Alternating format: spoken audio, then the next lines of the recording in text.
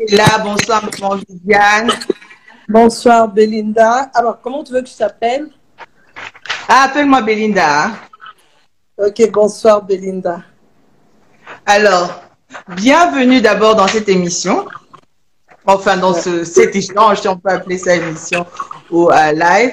Et ça nous fait vraiment plaisir de t'avoir, de te recevoir. Et je voudrais rappeler à toutes les personnes qui nous suivent qu'il y a 2 jours, tu as fêté ton anniversaire. Oui. Je ne sais pas si je dois donner ton âge ou pas. Tu peux. 51 Maman ans. Michel a fêté ses 51 ans il y a 2 jours. Donc, joyeux anniversaire, maman. Et une chose est sûre et certaine, c'est que je ne sais pas si je dois appeler ça comme ça, mais prendre de l'âge te va très bien. En tout cas, tu embellis avec l'âge. Que Dieu te bénisse. Merci encore. La grâce de Dieu. Seigneur, embellis-moi. Amen. Que je rajeunisse comme l'aigle. Comme rajeunisse. Amen, maman. Amen. Donc, moi, je vais rajouter un peu mon volume là-bas parce que je n'entends pas trop. Oh, voilà, c'est bon chez moi. Donc, voilà, maman Viviane.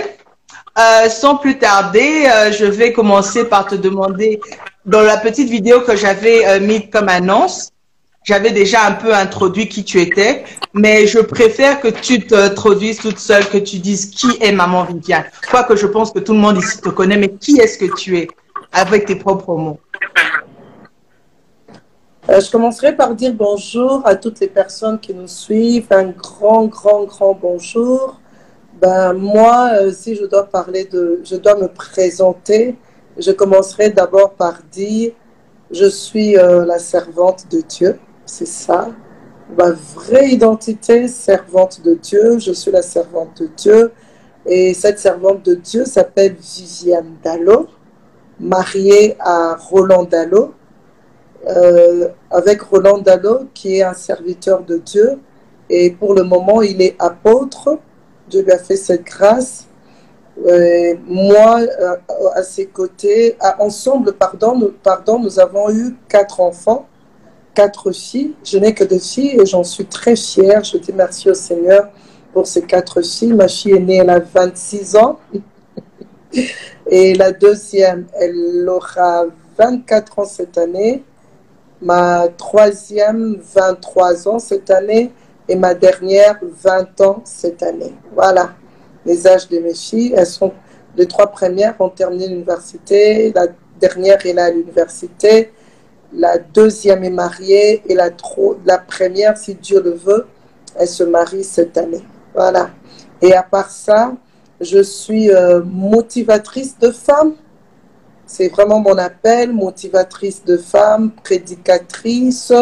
Je suis avec mon mari dans cette ASBL de Dallot Ministries. Et là, nous travaillons ensemble. Je suis une femme entreprenante. Je suis dans l'entrepreneuriat.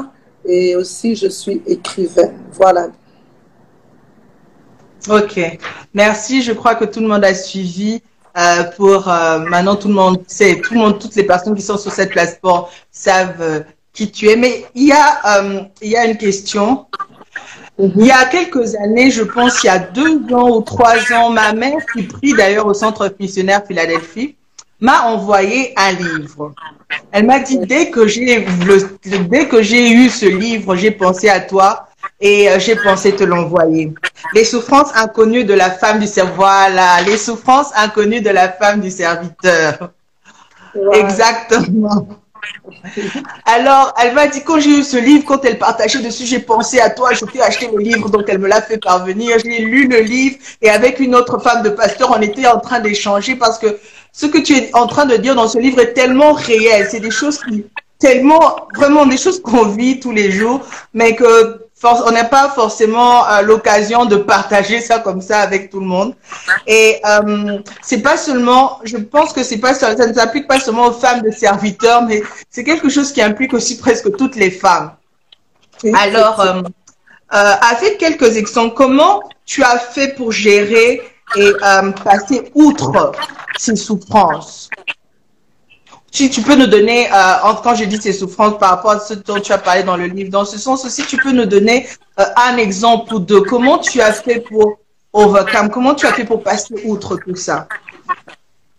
Est-ce que ça s'arrête un jour? Ok, merci pour la question, mais je commencerai par dire les souffrances, ce n'est pas que ça s'est arrêté. Des souffrances, il y en aura toujours, ça c'est sûr. Des souffrances, il y en aura toujours. Les souffrances vont s'arrêter le jour où je vais mourir, où la trompette va sonner. Parce que les souffrances, ça fait partie de la vie. Alors, dans mon domaine, marié à la femme, marié à un serviteur de Dieu, pardon, marié à un serviteur de Dieu, les souffrances que j'expérimente, comment je fais pour les contourner, comment je fais pour les transcender. Je vais donner un exemple. Par exemple, il y a une souffrance, je vais donner l'exemple d'une souffrance et je dirais comment est-ce je m'en sors, bien que je m'en suis sortie, parce que mes filles sont maintenant plus âgées. À l'époque, alors qu'elles étaient toutes petites, mariées, jeune mariée, je voulais tout le temps être avec mon mari, tout faire avec mon mari, avoir des sorties avec mon mari. Après les cultes, rentrer à la maison ensemble, on est dans la voiture ou dans ce transport en commun, on raconte comment s'est passé les cultes. C'était une souffrance pour moi de ne pas expérimenter ces choses. Je ne pouvais pas rentrer après les cultes avec mon mari directement. Je ne pouvais pas le week-end, en tout cas souvent, les week-ends, je ne pouvais pas expérimenter ce que les autres femmes expérimentent, planifier des choses pour les week-ends, faire des sorties avec les enfants. Parce que dans notre domaine, le week-end, c'est vraiment journée de travail. On travaille, mon mari travaille. Alors moi, je n'avais pas ça et ça me faisait souffrir. Mais je ne voulais pas que cette souffrance puisse m'anéantir. Cette souffrance puisse me créer en moi de l'amertume. Je ne voulais pas que cette souffrance puisse créer en moi une révolte. Je ne voulais pas que cette souffrance puisse me déformer. Qu'est-ce que j'ai fait? Je commençais d'abord par accepter cette souffrance-là, me dire, Viviane, vu l'appel de ton mari, tu ne pourras que le plus souvent être dans ce genre de situation. Tu ne pourras jamais la voir. S'il y a 4 week-ends ce mois-là, tu ne pourras jamais la voir tous les 4 week-ends. Et puis tu ne pourras pas la voir tout le temps à la maison. Tu ne pourras pas rentrer avec lui ensemble après le culte et partager dans la voiture avec les enfants. Tu n'auras pas ça. Et j'ai accepté. Je me suis dit, comme je n'aurais pas ça, moi, je ferai les choses autrement. Mon mari m'a fait d'abord une proposition. Il a dit, après les cultes, au lieu de rester à m'attendre, tu peux déjà rentrer avec les enfants. Je me suis dit, non, moi aussi, je vais à l'église. Je ne vais pas à l'église pour accompagner mon mari. Je vais à l'église parce que je suis d'abord une chrétienne, une servante de Dieu. Je suis au service de Dieu. Je vais à l'église pour grandir, pour mieux connaître Dieu et pour donner ce qu'il a mis en moi et pour vivre aussi la communion fraternelle et pour jouer aussi un rôle. Alors, avec mes enfants, après le culte, je faisais mon travail de femme, de serviteur de Dieu, essayer de voir ce qui va, ce qui ne va pas, et en tant que chrétienne aussi, avoir la communion fraternelle. S'il y avait des situations à régler, je règle ces situations. Entre-temps, mes filles aussi, elles avaient leur communion fraternelle. Je leur dis, vous restez avec les amis, comme il y a aussi des serviteurs de Dieu, des servantes de Dieu qui restent, et leurs enfants les attendent. Vous aussi, vous faites votre communion fraternelle, vous passez votre temps. Et quand on a fini, on peut aussi s'acheter beignets ou ice cream là à l'église. Nous prenons quelque chose et puis tout le monde en voiture. Et voilà, nous rentrons à la maison. Ce qui fait qu'on a quand même, le culte se termine à 9h30.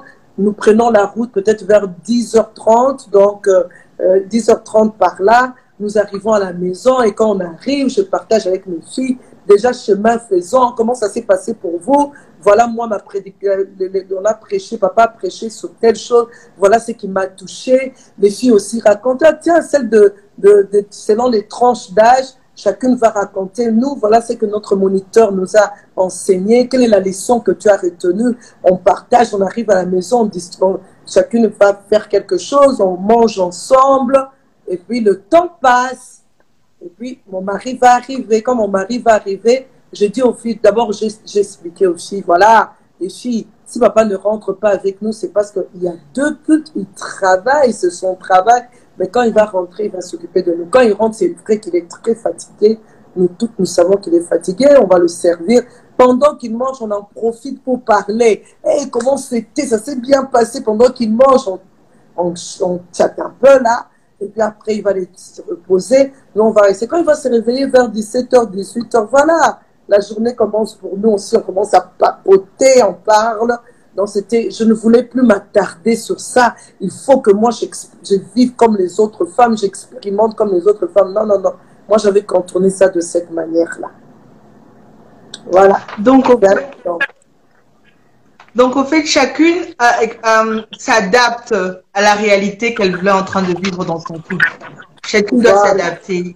Il n'y a pas une ligne de conduite. Il y a pas une ligne de conduite. Mais tu as parlé des enfants tout à l'heure et c'est très important parce que moi, par exemple, j'ai 4 filles comme toi. C'est pour ça que je m'identifie facilement à quand tu parles, à ce que tu dis, à quand le pasteur reste à l'église et toi, tu es là avec les enfants. Vous êtes assis en train d'attendre que papa finisse avec ce qui se passe là-bas. Donc, je m'identifie facilement. Mais qu'est-ce que tu penses, par exemple, des personnes qui ont des enfants mais qui, entre guillemets, n'imposent pas la culture de l'Église à leurs enfants? Comme quoi, bon, Tobotivité Maté, qu'ils fassent leur choix. On a fait notre part, on les a fait grandir. Maintenant qu'ils fassent leur choix. S'ils veulent aller à l'église, tant mieux. S'ils veulent pas, tant pis. Mais en tout cas, moi, j'ai fait ma part de les sortir de mon ventre, de nourrir. Qu'est-ce que tu penses du fait qu'il faut emmener cette pratique-là de l'église, la culture du culte dans la vie d'un enfant pour qu'il grandisse avec?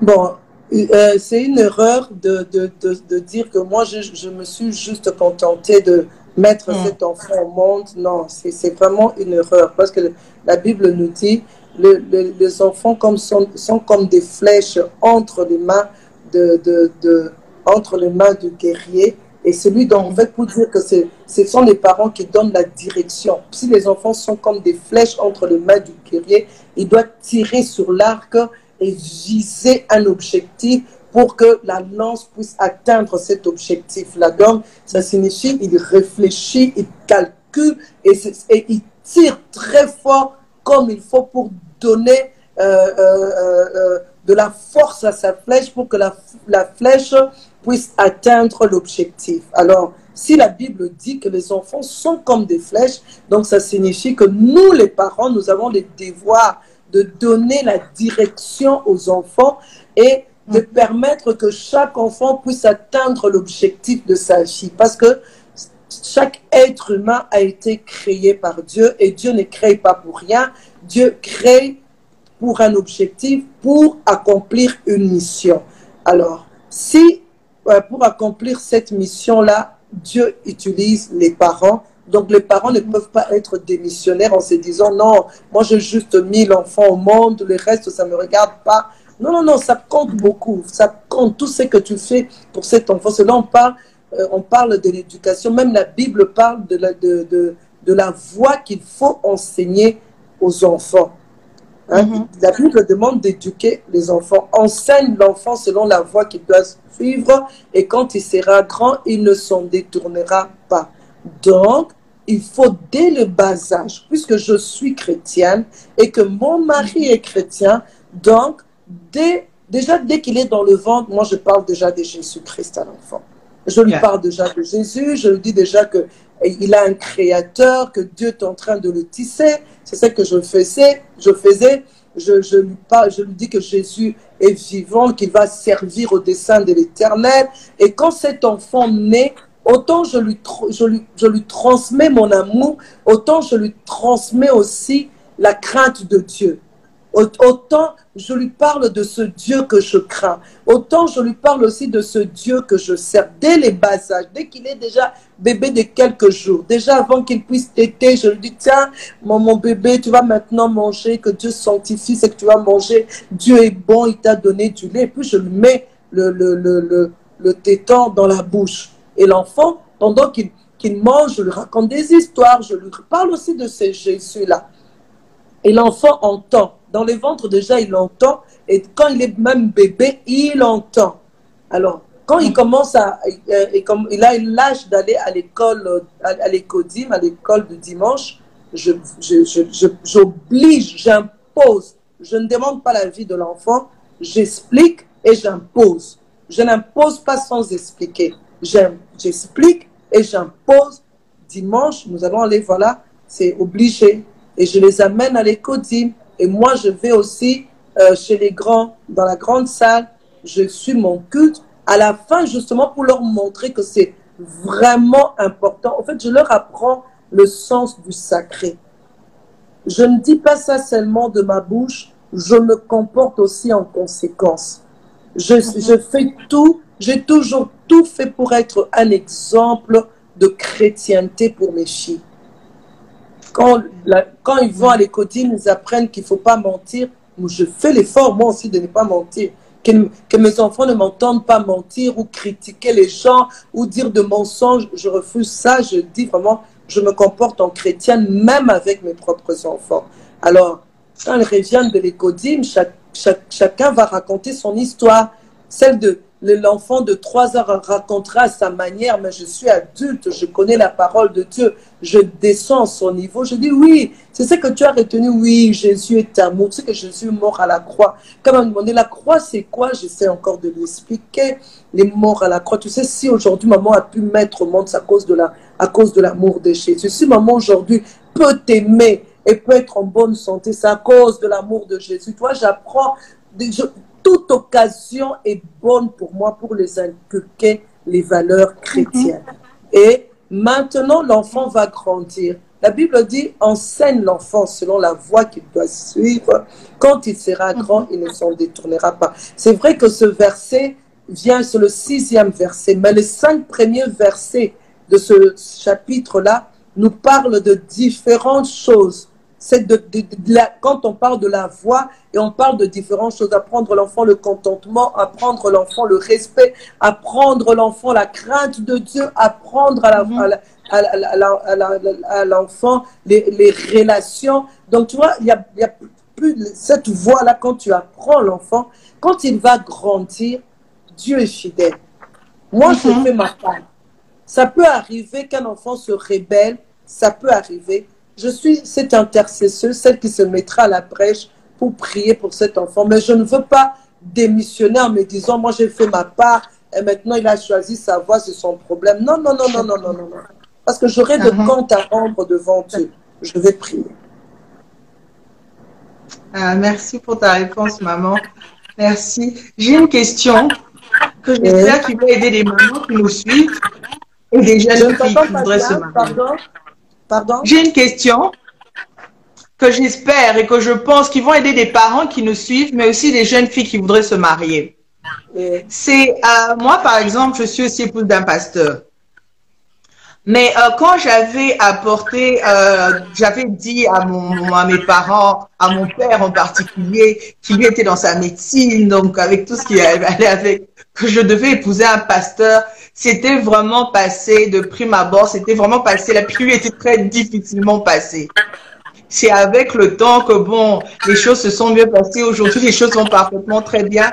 Mais généralement, dans certaines familles, ce côté-là, par rapport à ton expérience, parce que j'ai écouté aussi ton histoire, ton témoignage, qu'est-ce que tu penses ou quel conseil tu peux donner à ces personnes qui ont d'abord des préjugés, qui ont peur, par exemple, d'entrer en relation avec une personne? Il y a certaines filles peut-être qui nous suivent, qui sont abordées par des frères à l'église, entre guillemets, mais qui voudraient que le frère ait d'abord une voiture, que le frère ait beaucoup d'argent avant de pouvoir l'approcher. Qu'est-ce que tu penses? Est-ce que c'est des critères? Qu'est-ce que tu penses par rapport à ça et par rapport à ta propre expérience? Je ne suis pas d'accord d'avoir comme critère principal le bien matériel avant d'épouser une personne. Je ne suis pas d'accord avec ça. Je suis d'accord, je serais plutôt d'accord avec le fait d'avoir comme critère d'épouser une personne responsable. Une personne responsable fera de son mieux pour avoir le minimum avant de demander la main à quelqu'un ou avant d'épouser une personne, avant de se marier à une jeune fille. Le minimum, quand même, quelque part où rester, où il va accueillir la jeune fille, avoir quand même un revenu, parce que c'est à lui que reviendra la responsabilité de prendre soin de la fille. Donc, je parlerai plus d'une personne responsable. Je ne suis pas d'accord d'avoir comme critère premier les biens matériels. Non, je ne suis pas d'accord avec ça.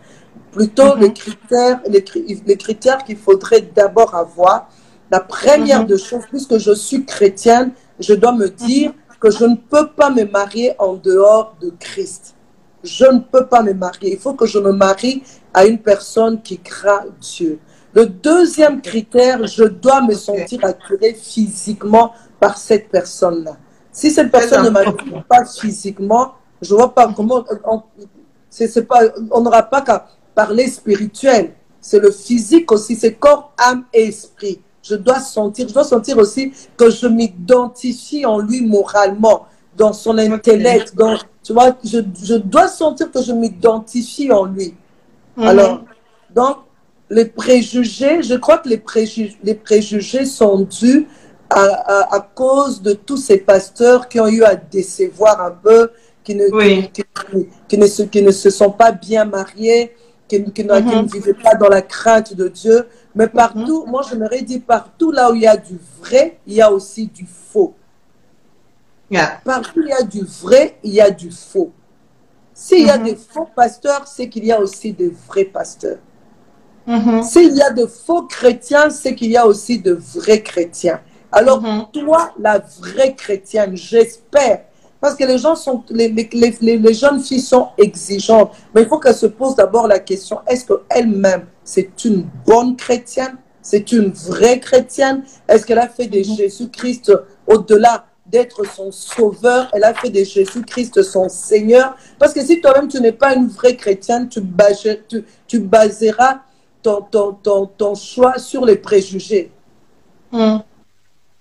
Une vraie chrétienne ne basera pas son choix sur le préjugé, parce qu'elle aura confiance en la parole de Dieu, sachant qu'elle met la parole de Dieu en pratique, sachant que le Saint-Esprit dirige sa vie, et sachant que Dieu ne peut pas nous donner des cadeaux empoisonnés. Non. Il dit dans Jérémie 29, 11, je connais le projet que j'ai formé sur vous, projet de paix et non de malheur, afin de vous donner de l'avenir et de l'espérance. Ayant foi en cette parole, me soumettant à l'autorité de Christ, me soumettant à sa volonté, j'accepterai la demande de quelqu'un avec assurance, dans la mesure où je sais que c'est dans la volonté de Dieu. Amen. Donc, je ne veux pas avoir peur des préjugés. Ce ne sont pas les préjugés qui dirigent la vie d'une chrétienne. Ce ne sont pas les préjugés, c'est la parole de Dieu. C'est le Saint-Esprit qui nous dirige. On peut tout raconter autour de moi, mais que dit la parole de Dieu? Après avoir s'être posé cette question, qu'est-ce que j'en fais de cette parole? Et puis seulement, je peux aller dans le choix. Donc, c'est une inquiétude inutile. Si tu me posais la question de dire, maman Fifiane, tous ces parents qui ont des préjugés sur les serviteurs de Dieu et qui ne veulent pas que leur fille épouse de serviteurs de Dieu, qu'est-ce que tu en dis? Ah là, ça c'est différent. Là, je répondrai que cette jeune fille, si elle est sûre de la volonté de Dieu, qu'elle est vraiment dans la volonté de Dieu, qu'elle ne puisse pas s'en faire. Le Dieu tout-puissant, qui a le cœur du roi entre ses mains et il sait l'incliner là où il veut. Il va incliner le cœur de ses parents-là. Pour mon cas, lorsque mon mari m'a demandé la main, mon fiancé à l'époque, lorsqu'il m'a, le frère Roland à l'époque, lorsqu'il m'a demandé la main, moi, je n'ai pas eu de problème avec mes parents. Mais c'était plutôt mon entourage. Oui, moi, Dieu m'a fait grâce. Mon père n'était pas sur place. Ma mère était là. Et, comme il avait l'habitude de venir à la maison, ma mère l'appréciait beaucoup. C'est vrai que elle le trouvait vraiment très pauvre. Elle disait, waouh, ses parents ne s'occupent pas bien de lui. Je dis, maman, ils n'ont pas les moyens. Elle dit, oulala, un enfant aussi intelligent, un bon garçon comme ça, pourquoi on ne l'habille pas comme il faut? Je sais parce que tout le monde n'a pas les mêmes moyens que toi. Ses parents n'ont pas ces moyens-là. Mon père, c'est quelqu'un de très strict, de très vraiment rigoureux dans ce qu'il veut pour ses enfants. Et comme je le savais déjà, ça, j'avais mis en prière. C'est vrai que je me posais des questions par rapport à sa réaction. Mais j'ai mis ça en prière, j'ai prié pour ça. Moi, je crois en la prière et je crois au Dieu tout-puissant, celui que j'appelle El Shaddai, capable de faire ce que personne ne peut faire, celui qui agit au-delà de nos attentes. J'ai prié. Quand il m'a demandé la main, j'ai dit oui, mais c'était les gens de mon entourage, les amis, les membres de famille qui me décourageaient, disaient un pauvre comme ça. Qu'est-ce que tu vas faire avec lui? Un pauvre, aïe, aïe, aïe, Viviane. Toi, tu devrais épouser, tu vois, hein, moi, je leur ai dit, je suis convaincue que c'est la volonté de Dieu. Vous n'êtes pas content maintenant, mais un jour, vous serez content. Mon père, quand il est arrivé, au premier contact, il a aimé. Il a apprécié, j'étais étonnée. Mon père qui était le genre un peu qui méprise un peu, non, il a aimé mon Roland, il a accepté, il a dit waouh, ce garçon est très intelligent, ce garçon, waouh, j'ai beaucoup aimé. En tout cas, il a vraiment fait beaucoup de compliments et moi, pour moi, c'était un signe, quoi, Dieu est en accord. Mais ça arrive que les parents ne soient pas en accord, mais que ça ne te décourage pas, que ça ne te décourage pas. Que ça ne te décourage pas puisque tu es Dieu de ton côté. Si Dieu est pour moi, qui sera contre moi? Amen, ça peut être vraiment, j'ai connu de cas où ça a été vraiment très difficile. Jusqu'au jour du mariage, le papa n'a pas été d'accord. Il leur a quand même dit, puisque vous voulez vous marier, allez-y, mariez-vous. Donc tu vois, quelque part, tu verras quand même la main de Dieu. Il n'est peut-être pas d'accord, mais il accorde sa bénédiction. Il dit, ok, allez-y, mais il n'est pas d'accord. Et puis finalement, il succombe. Finalement, il commence à aimer. Finalement, le Dieu Tout-Puissant, il est capable de tout. Juste une minute. Exactement. Ok, excuse-moi, je voulais juste te faire signe, d'accord. Ok, ça va. Je crois que moi, je vais te poser ma dernière question avant de recevoir peut-être quelques questions avant que nous puissions arrêter. C'est comment tu as fait en tant que servant de Dieu pour porter? Parce que ça, c'est une question très importante pour moi, mais aussi, je crois, pour plusieurs personnes qui vont nous suivre. Parce que, tu vois, je veux donner, par exemple, une petite histoire. Vous avez quitté la borne et vous avez commencé Philadelphie. Aujourd'hui, les gens vous regardent, vous êtes des exemples pour plusieurs. Dieu vous a vraiment placé comme des références pour cette génération. Mais il fut une époque où les gens vous ont critiqué, les gens vous ont pointé du doigt, les gens ont raconté beaucoup de mauvaises choses sur vous, sur votre mari, par exemple, sur le papa Roland Dallot, sur l'apôtre, et vous étiez sa femme à côté. J'enlève déjà le fait des critiques où on dit que c'est à cause de sa femme, parce que les critiques où, au lieu de critiquer l'homme de Dieu, on passe par sa femme. Il y en a aussi beaucoup. Mais comment vous avez fait pour porter toutes ces personnes et aujourd'hui, vous pouvez les voir et sourire? Comment vous faites pour pardonner les personnes qui vous ont fait du mal et vivre avec comme si de rien ne s'était passé? Bon, il y a quelque chose qui s'était vraiment passé, que j'avais vraiment beaucoup aimé. J'aime bien ce passage de Psaume, je voulais lire ça, le Psaume 139, au verset 14, qui dit... Non, pardon, le Exode 14, 14. C'est le passage que Dieu nous avait donné à cette époque-là. L'Éternel combattra pour vous et vous garderez le silence. L'Éternel combattra pour vous et vous garderez le silence. c'est vrai que c'était une période très, très difficile. Ouh, je ne souhaite ça à personne. C'était vraiment très difficile. J'avais commencé à perdre mes cheveux. Non, c'était une période très, très difficile. Puisque le Seigneur nous avait demandé de garder silence, ce qui fait que quand j'avais en face de moi des gens qui me critiquaient, qui critiquaient mon mari, qui disaient non, vous nous avez déçus, donc toutes sortes de langages blessants, tout ce que je pouvais dire, je n'ai rien à dire, Dieu seul sait, priez pour nous. Et c'était pas facile, ce n'était vraiment pas facile, mais quand je priais avec mon mari, il me disait, Viviane, tu sais, nous sommes appelés à pardonner. Viviane, nous sommes appelés à pardonner et à aimer. Ça sera notre force. Dieu nous a demandé de garder silence. Nous allons pardonner et nous allons continuer à aimer. Chose qui n'était pas facile. Pardonner, aimer, ce n'est pas facile. Pardonner quelqu'un qui vous critique, qui dit le mensonge sur vous, ce n'est pas facile. Mais dans la prière, dans le moment de jeûne et prière, dans le moment de méditation, le Saint-Esprit me rendait capable. Le Saint-Esprit me rendait. J'ai beaucoup pleuré, j'ai beaucoup enduré, mais en même temps, le Saint-Esprit me rendait capable. Je pouvais me retrouver devant, bien, je pouvais voir venir la personne, vers moi, la personne qui a fomenté beaucoup de choses sur nous, de mauvaises choses. Je pouvais la voir venir et dans mon cœur, je commençais à dire, Seigneur, je suis appelée à pardonner. Je suis appelée à aimer. Viviane, tu es appelée à pardonner. Viviane, tu es appelée à aimer. Viviane, tu es appelée à pardonner.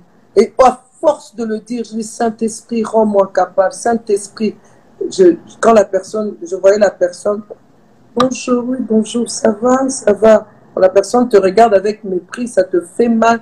Mais je refuse de l'en vouloir, je refuse d'entrer dans son jeu, de commencer à m'asseoir avec des gens critiquer et dire n'importe quoi. Non, j'avais refusé tout ça et mon mari avait fait de même. Mon mari était même parti pour un temps travailler à l'étranger d'un commun accord. Nous avons prié, nous nous sommes mis d'accord. Lui, il est parti, je suis restée avec les enfants et ça a été très, très dur. On m'a beaucoup humiliée. J'allais à l'église, certaines personnes m'humiliaient. L'honneur qu'on te donnait avant, on ne te le donne plus. On te regarde vraiment d'en haut là pour te dire, fou, c'est là. Les enfants, on les pose tout genre de questions. Les enfants viennent vers toi, maman, qu'est-ce qui se passe? Mais j'étais tout en train de dire du positif sur toutes ces personnes. J'étais tout en train de défendre, en train de dire non, ce sont les circonstances que Dieu permet, ça va aller, mais entre-temps, mon corps réagissait parce que j'endurais de choses, mais le Saint-Esprit me rendait capable. Les coups, quand on le reçoit, on le sent, mais Dieu me rend capable. J'ai reçu des coups, je les ai sentis, mais le Saint-Esprit m'a rendu capable. J'ai pleuré, j'ai beaucoup pleuré, je pleurais deux fois, je peux être là, j'ai les larmes aux yeux, j'ai peur d'écarquiller les yeux, sinon ça va couler. Mais j'ai gardé le sourire. Quand on m'invitait à porter la parole par-ci, par-là, ça me faisait du bien. Les personnes qui ça me fortifiait parce qu'il y avait des personnes qui continuaient toujours à croire en nous. Et mon mari disait, Viviane, le temps nous dira quoi? Le temps nous dira quoi? Parce que quand on te fait du mal, ou quand Dieu permet une situation difficile pour toi, si tu ne saisis pas la pensée de Dieu et que tu vas dans les sens des personnes qui te choquent, qui te blessent, alors tu te retrouves dans le même sac que eux. Parce qu'aujourd'hui, parce que nous avions refusé d'en vouloir à ces personnes, nous avions refusé d'en vouloir à qui que ce soit, nous nous sommes dit, c'est notre expérience, nous allons tirer les leçons qu'il faut et nous allons aller de l'avant dans notre marche avec Christ. C'est notre expérience, c'est pas l'expérience des autres personnes, c'est l'expérience de notre couple. Alors nous voulons bien la vivre. Et parce que Dieu nous a fait la grâce de bien la vivre, voilà où nous en sommes. Amen, maman. Amen. C'est très beau ce que tu as dit tout à l'heure. C'est Ça va, vraiment beau que Dieu te bénisse en tout cas. C'était très édifiant et j'espère qu'il y a une personne parce que je pense que ce qui a été dit tout à l'heure par rapport au pardon et par rapport à l'amour était pour une personne qui est en train de nous suivre en ce moment. Le pardon est une puissance qui libère et je pense qu'il y a une personne qui doit prendre cet exemple. De nos propres forces, nous ne pouvons rien et c'est le Saint-Esprit qui nous aide dans cette marche du pardon. En fait, pardon. même cette guérison est un processus. Cette guérison est tout un processus. Donc, c'est pas quelque chose, aujourd'hui, je pardonne et les choses vont disparaître comme ça. Comme tu as dit, tu pleurais pendant des jours. Et c'est, à chaque fois, il fallait demander au Saint-Esprit. À chaque fois, il fallait parler avec le Saint-Esprit. Et c'est quelque chose que j'ai beaucoup aimé. J'espère que c'est quelque chose que vous avez retenu aussi, vous qui nous suivez. Parce que si vous n'avez pas de questions, s'il n'y a pas de questions, j'ai vu beaucoup de choses qui sont montées. Je ne peux pas tout refaire descendre. Mais si vous avez des questions, vous pouvez les poser. Nous n'avons plus que 17 minutes avant que même Instagram nous coupe pour le live. Donc, si vous avez des questions, vous pouvez les poser. Sinon, moi, je vais libérer maman tout en vous disant grand merci, maman, parce que, comme je disais, vous êtes une référence maintenant pour cette génération. Et we love you so, so much. So, so much. Moi, personnellement, je vous connais depuis très longtemps. Et la première fois d'ailleurs que je vous ai connu, que je vous ai vu, qu'on a eu à parler, vous vous souvenez tellement, certainement pas parce que ça fait très longtemps et que vous voyez beaucoup de personnes, mais vous avez été tellement direct avec moi que je me suis dit, hey, elle prend même pas un peu de l'eau dans son vin pour me parler. J'étais en train d'organiser le mariage de Christelle, Gaza, et vous m'avez dit, je montrais les décorations comme ça. Et je montrais, c'était des décorations de journaux. Et vous m'avez dit, ici, il ne faut pas nous montrer les décorations des journaux. Montre-moi ton travail. Qu'est-ce que tu as déjà fait? J'étais comme ça avec mes papiers, je tremblais. Je disais, maman Nangaza, trop directement moi. Et puis après, je suis passée. Mais après, on est resté dans la conversation, on est resté rire et puis après, on est parti. Mais ce jour-là, vous m'aviez marqué avec votre manière d'être direct, mais avec beaucoup d'amour dans tout ça. Donc voilà. Donc maman Viviane, j'ai vu une... Quelqu'un m'a décrit en disant, bon, je souhaite bon anniversaire à celle qui est à la fois rigoureuse, pleine d'amour. C'est comme ça. Exactement ça. Exactement ça. Vous avez la rigueur et l'amour ensemble. Alors, je vais juste, je sais pas si je sais vraiment plus possible, en tout cas, que je prenne des questions, malheureusement, parce que on va bientôt couper et à cause du problème, hein, je suis là. Je vois des questions. Oh, ok. Pas de problème. Bon, avant que ça nous... je vais prendre la question de Francine, par exemple, qui dit, bonsoir, maman. Est-ce que vous avez déjà pensé à lancer un ministère avec les femmes et les jeunes filles? Mais je crois que vous en avez déjà. Hein? Oui, oui, oui. Avec les jeunes filles, oui. Avec les femmes aussi, oui. Seulement, il faut que je rende ça formel. Depuis que je suis à Dello Ministries, je n'ai pas encore rendu ça formel. Mais j'ai eu pendant 8 ans et demi à gérer le département de femmes. J'ai eu un ministère de femmes et aussi le ministère de jeunes filles, JFA, Jeunes Filles en Action. Bon, il y a la question populaire aussi, comment reconnaître votre partenaire? Ça, c'est une question qu'on pose beaucoup. Vraiment, cette question, on la pose beaucoup, on répond aussi beaucoup et on se demande si les gens retiennent. Vraiment. C'est pas grave. C'est pas grave, on est là pour ça. Comment reconnaître son partenaire? Pour moi, la chose la plus facile serait d'abord d'être cette bonne chrétienne-là. Tu veux reconnaître ton partenaire, sois d'abord en alliance avec le Dieu qui a institué le mariage. Quand je parle d'être en alliance, ce n'est pas seulement donnant des offrandes, des prophètes, offrandes aux serviteurs de Dieu, dîmes, actions de grâce. Être en alliance, vraiment, ça signifie lire sa parole et mettre en pratique sa parole. Laisser Jésus-Christ être Seigneur de ta vie. Sois cette personne qui se soumet à la parole. Sois cette personne qui ne marchande pas à la parole. Jésus-Christ est le chemin, la vérité et la vie. Puisqu'il est le chemin, la vérité et la vie, que je suis en alliance avec lui, donc sur le chemin sur lequel il me mettra, sera sûrement le chemin où se trouvera ce partenaire-là. Et je veux le rencontrer et les choses vont se faire aisément. Il n'y a rien de mystique, il n'y a rien de faire des acrobaties. C'est tellement simple. Les anglophones diront « just take it easy ». Puis, prends la parole, lis la parole, mets la parole de Dieu en pratique. Ne te focalise pas que sur le mariage, parce que le mariage n'est pas une finalité. Dieu a déjà dit, l'homme quittera et s'attachera. Donc, il est obligé de quitter. Il quittera for sure. Il quittera. Il quittera, rien à faire, puisque le Dieu Tout-Puissant, qui est le créateur de cet homme-là, il a déjà dit ça, il quittera. Donc, il n'y a pas de problème.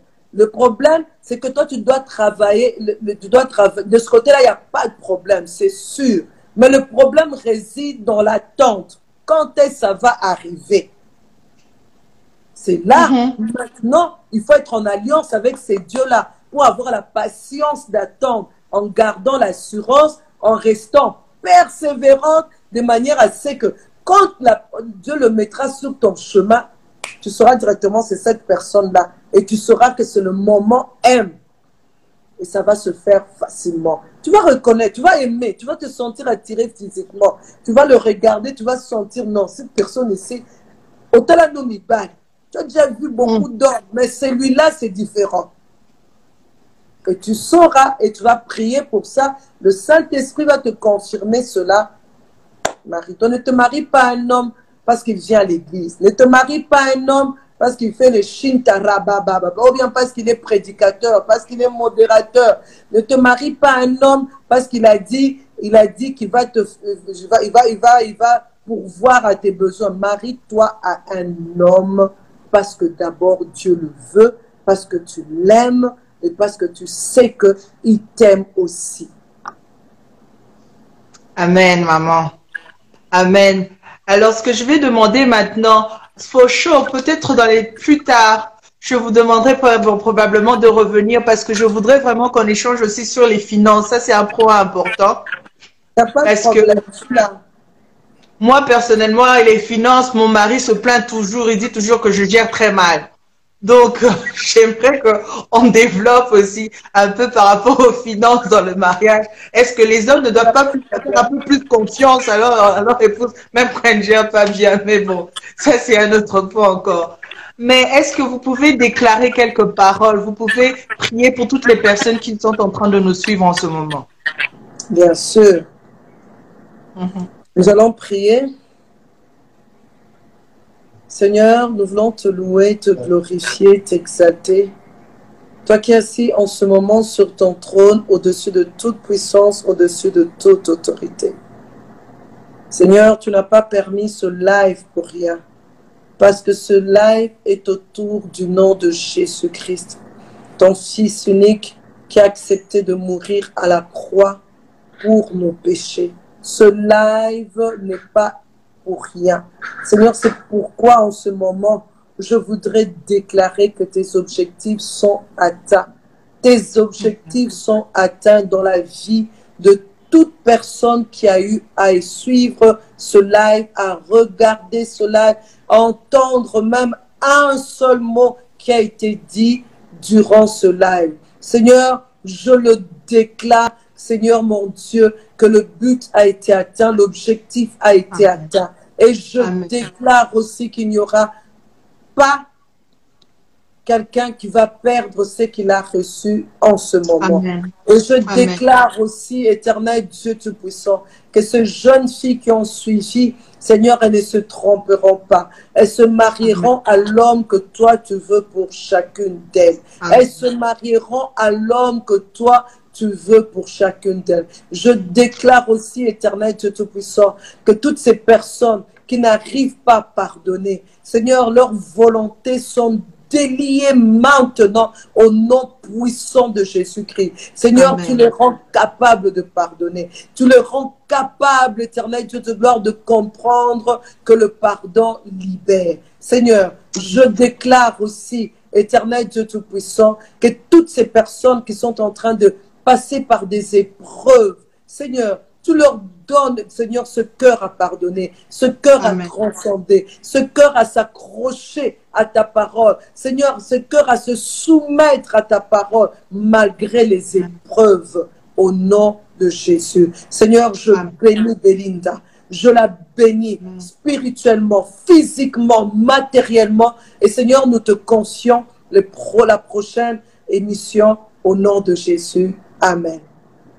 Amen, amen, maman. En tout cas, j'ai calculé la prière et la dernière parole. Nous remettons la prochaine émission. J'ai bien gardé ça pour moi. Et très bientôt, en tout cas, on va vous revoir. Je prie que même dans les jours qui viennent, peut-être qu'on vous aura aussi avec papa. Comme ça, on pourra bien parler aussi ensemble avec vous et l'apôtre, si Dieu fait grâce. En tout cas, maman, que Dieu vous bénisse. We love you so much. Passez une excellente soirée et à très bientôt, maman. Ok, bye bye. Bye bye.